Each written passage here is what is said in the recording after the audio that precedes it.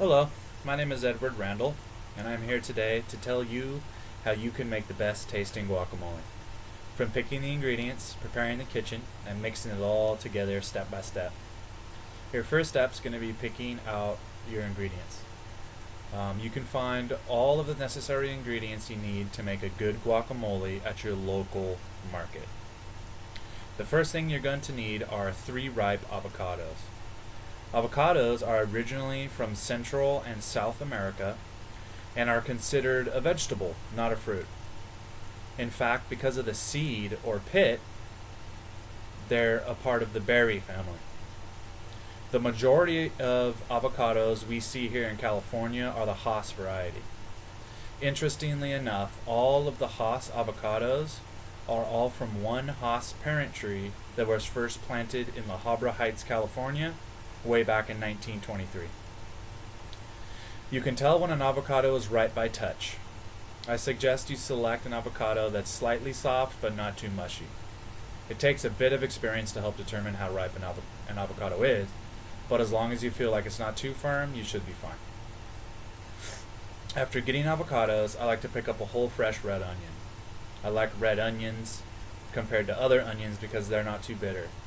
The crisp onion pairs well with the smooth creaminess of the avocado. I also like to buy 1 jalapeno, 1 garlic, and a lime to add some more flavor. At home, I add salt and pepper. After I pick up all of these fresh ingredients, I go home to prepare for the guacamole. So your second step is going to be preparing the kitchen. In my kitchen, I take out my mixing bowl, knife, and fork to prepare for the collaboration of ingredients. I use a small to medium sized mixing bowl for the 3 avocados. I also get out a clean cutting board and for chopping of the ingredients. And I use a medium knife that's sharp enough to cut through several layers of onion, jalapeno, and garlic. Finally, all I need is a fork to help mix it all together. So that leads us to step 3, which is going to be chopping and mixing of the ingredients. I cut 3 avocados in half and remove the pits. I use a fork to scrape out the flesh of the fruit and put them all into the mixing bowl. Then I immediately mash the avocado with the fork to make it smooth and consistent. After I finally chop half of the red onion and add it to the mixing bowl, sometimes the onions can cause my eyes to water, so I'll chew gum or wear eye protection, just so you don't have tears streaming down your face. After I dice the onions, I use the same cutting board and knife to finely dice the jalapeno. I usually cut the jalapeno in half long ways.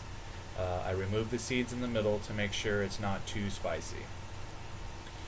After that, I cut the halves into much smaller pieces, and then I add all of the jalapeno into the mixing bowl. With the garlic, I use 1 large clove. I peel it and press it and then mince it. After I add the garlic to the mixing bowl, I add all of the larger ingredients. I like to mix it all together and make sure everything is distributed nice and evenly. I like my guacamole very smooth, so this helps the process as well. After a good mix, I add some salt and pepper for seasoning. You don't want to add too much though to take away from the flavor of the avocado. One trick I use to keep my avocado green is to add lime juice. Lime juice stops the avocado from turning brown once it's mashed up and exposed to air. So this will allow you to keep your guacamole around for a few hours, even though mine doesn't last that long. Typically, this will feed about 3 to 5 people. I usually prepare the guacamole as an appetizer as we are preparing for our entree meal. It helps us, to stay satisfied while cooking another delicious meal. I've been using this guacamole recipe for the last 5 years, and it's now a staple at all the social events I go to. So now, using the proper accoutrement that I have discussed with you, you should be able to make a great tasting and simple guacamole for you and your friends and family to enjoy for years. Thank you and enjoy.